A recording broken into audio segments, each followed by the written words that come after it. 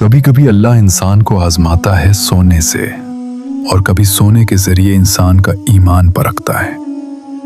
یہ کہانی ہے ایک ایسے شخص کی جس کے ہاتھ میں اللہ نے سونا رکھا لیکن دل میں ایمان رکھا ہوا تھا۔ اس شخص کا نام تھا ابو زلیخا۔ ابو زلیخا ایک غریب مگر نیک دل آدمی تھا۔ وہ ایک چھوٹے سے گاؤں میں رہتا تھا جہاں کچے گھر، مٹی کی گلیاں اور سادہ لوگ تھے۔ اس کے پاس نہ زمین تھی، نہ دکان، نہ مال مویشی۔ وہ روزانہ محنت مزدوری کر کے اپنے بچوں کا پیٹ پالتا تھا۔ غربت کے باوجود ابو زلیخا کے گھر میں سکون تھا۔ وہ فجر کی نماز کے بعد دعا کرتا اور کہتا، یا اللہ، رزق کم ہو تو بھی حلال ہو، بس میرے ایمان کو سلامت رکھنا۔ ایک دن اس کی بیٹی زلیخا نے کہا، ابا، سب بچوں کے پاس نئے کپڑے ہیں، کیا عید پر ہمیں بھی ملیں گے؟ ابو زلیخا خاموش ہو گیا۔ اس کے پاس جواب نہیں تھا، بس آنکھیں جھکا لی۔ اسی رات ابو زلیخا دیر تک جاگتا رہا۔ اس نے اللہ سے دعا کی، یا اللہ، میں امیر نہیں بننا چاہتا، بس اتنا دے دے کہ بچوں کی خواہش پوری ہو جائے اور میرا رزق حلال رہے۔ اگلے دن ابو زلیخا مزدوری کے لیے قریبی پہاڑی راستے سے گزر رہا تھا۔ راستہ سنسان تھا۔ اچانک اس کا پاؤں ایک پتھر سے ٹکرایا۔ پتھر ہٹا تو نیچے کچھ چمک رہا تھا۔ وہ جھکا، مٹی کے نیچے سے ایک پرانی تھیلی نکلی۔ جب اس نے کھولی تو اس کی آنکھیں حیرت سے پھیل گئیں۔ وہ سونے کے سکے تھے، خالص چمکتے ہوئے قیمتی سونے کے سکے۔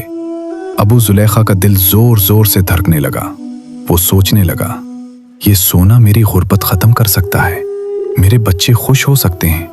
لیکن فوراً ایک اور آواز آئی، اگر یہ کسی اور کا ہوا تو؟ شیطان نے دل میں وسوسہ ڈالا، یہ تو تمہیں ملا ہے، اللہ نے دیا ہے، رکھ لو، کوئی دیکھ بھی نہیں رہا۔ لیکن ایمان نے کہا، اللہ دیکھ رہا ہے۔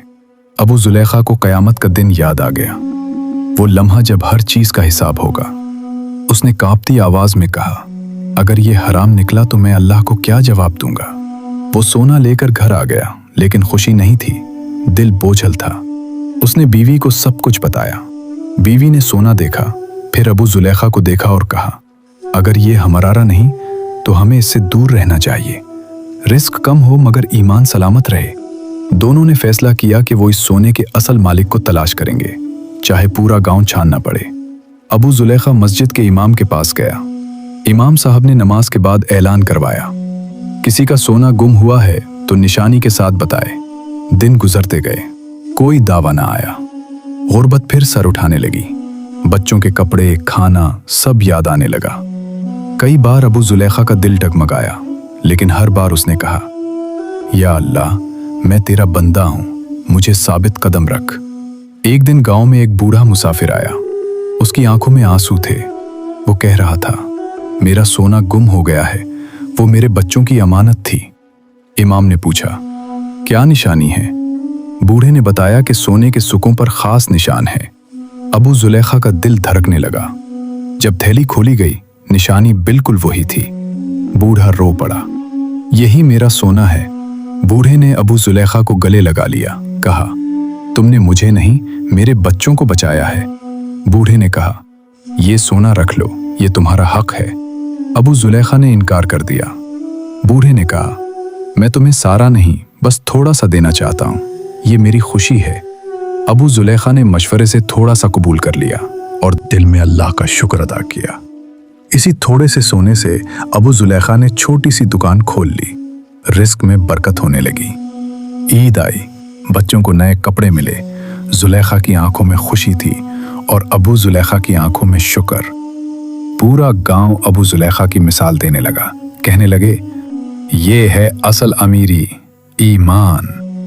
ابو زلیخا بچوں کو کہتا، جو اللہ کے لیے چھوڑتا ہے، اللہ اس سے بہتر دیتا ہے۔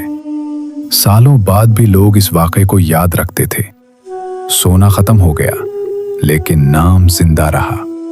ابو زلیخا نے سیکھا، اصل خزانہ سونا نہیں، ایمان، صبر اور امانت ہے۔ بچوں، حرام مال وقتی خوشی دیتا ہے، لیکن دل کا سکون چھین لیتا ہے، اور حلال کم ہو تو بھی اللہ اس میں برکت ڈال دیتا ہے۔ یہی ہے ابو زلیخا کے سونے کی اصل کہانی۔